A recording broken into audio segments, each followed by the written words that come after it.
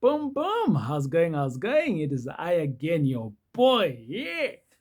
We're talking about anything and everything about evictions this time round. Well, we've been talking about evictions for the last couple of videos, and a lot of my mates have been asking me the question, TJ, how do you do it? Well, number one, if you are in control of placing your tenant, you will never want to evict. That's a true fact. However, if you are not in that control, in that position, definitely you are going to need to evict at some point. So in today's video, I am going to talk about how can you work around it professionally. How can you work around it professionally? So who are those people that you need to be engaging with so that you can do it professionally? Now let's just talk about the process of how did you actually get to now evict a person, right? How did you actually get to now to want to evict a person? I almost want to say that my wife has a very good friend. Her name is Cilna Steyn, and she runs a company which is called SSLR. Look up for them. They are specialists in evictions. I have not used them personally. However, there's other people as well that you can reach out to. People like Bruno Simao, he does evictions.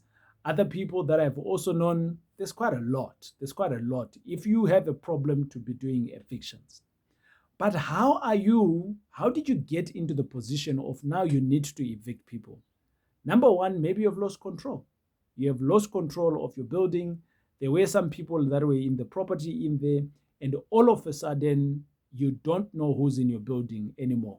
The problem here is that the building, the big problem is that you didn't manage it correctly. So shame on you as a landlord that you didn't manage this. But anyway, you are here now. How can I help you? How can this video help you? Maybe you inherited this. That's okay too. So it's a problem that you inherited, so you can do it, right? You can solve for it. Again, people like Cilna will be able to help you.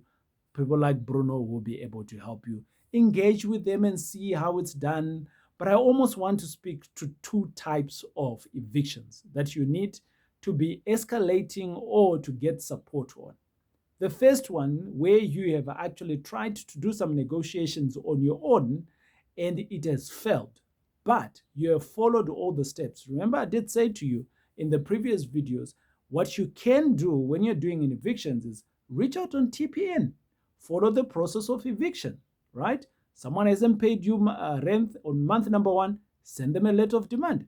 Month number two, there's different letters that you need to follow up until to a time when you can now start also evicting, right? So when do you actually get a lawyer? That's the real question here. When do you get the professionals to do evictions? I've given you two evictions specialists that I know personally, and the one I know personally because she's good friends with my wife and I've seen her work, and the other one I have utilized myself, right, as a business. So when do you actually escalate it? When do you say to someone else, "Ooh, right, time to get some professional help"? You know, when you got a toothache and it's painful, you know, when do you go and see a dentist? Do you go and see a dentist when you drink water and it's just scratching? Or you go and see the dentist when it's swollen and you can't even talk, right? When? That's what we're talking about here.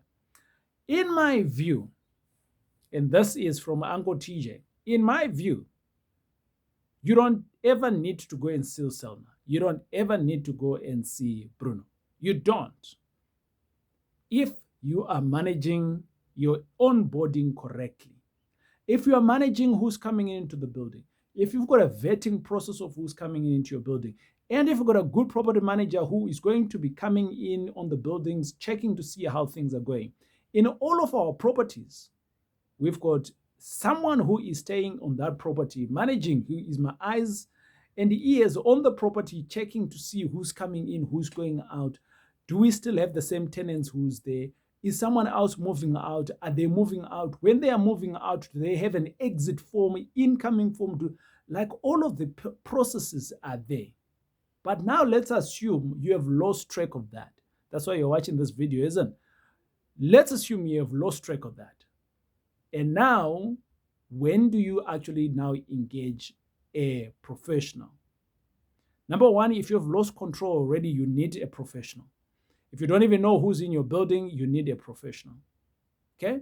Number two, if you have inherited a problem, let's assume you're buying a property and it's got a problem of evictions, already consult a eviction specialist. They're going to help you out with the process because this was not your problem. The third part is that when you are wanting to engage someone else who's a professional, you need to know that you're going to pay some money because remember, lawyers, they sell their time, right? So their time, their skill, you now need to be paying for it. Is it 100 Rand an hour, 1,000 Rand an hour? I don't know. You go and consult with them. Maybe I've got special rates. So, I can't say it's 200 Rand an hour because all of a sudden you get there now, it's 500 an hour and you were not on Uncle TJ's rate. Ne?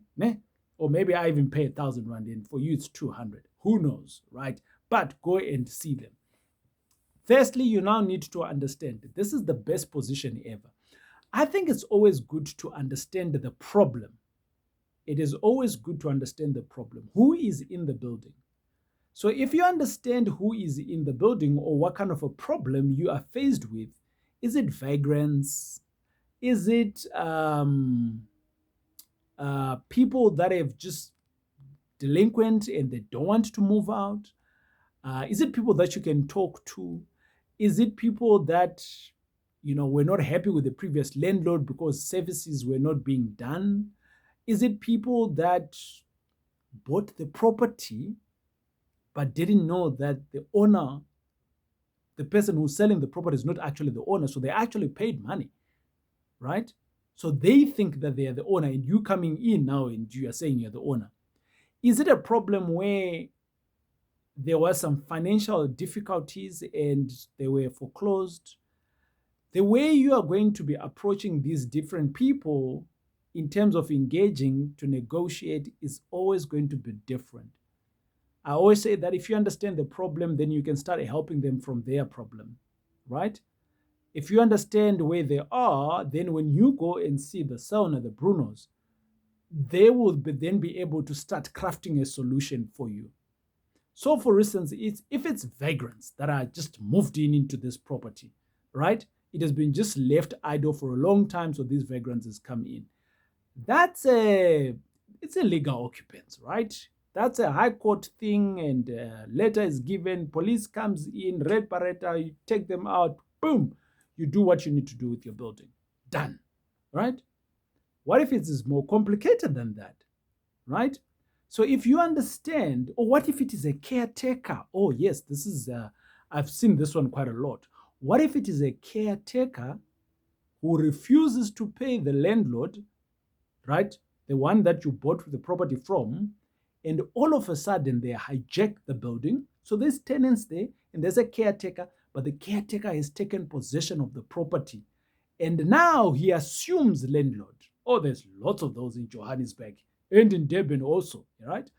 And out of that, they think they're the landlord.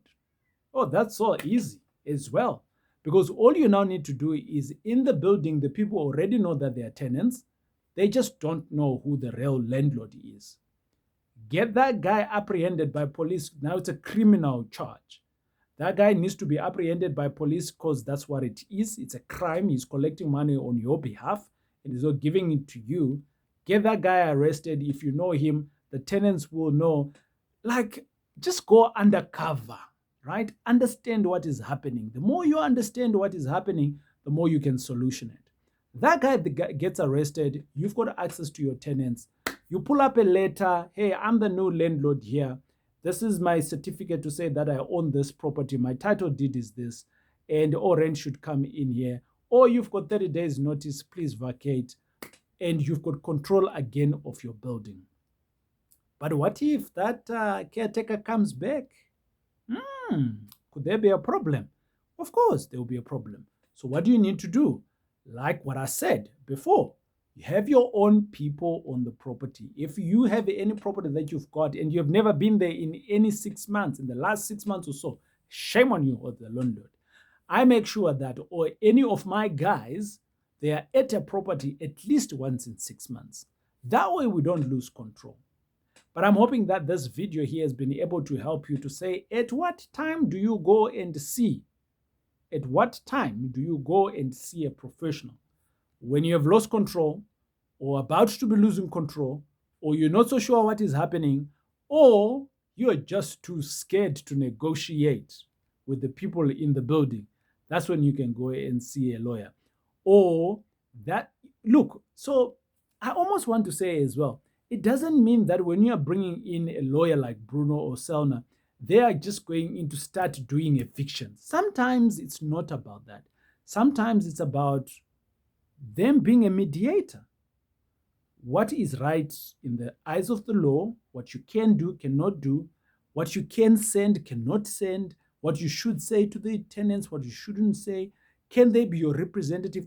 So there's many ways of doing evictions in a very simple manner. But these two people that I mentioned, I am fairly sure that if you engage one of them, they will craft a solution that will work for you, that might not be even breaking the bank, rather than you getting a baseball bat and going to chase people and you get arrested for what? It is I, your boy, TJ. We'll check you out on the next video.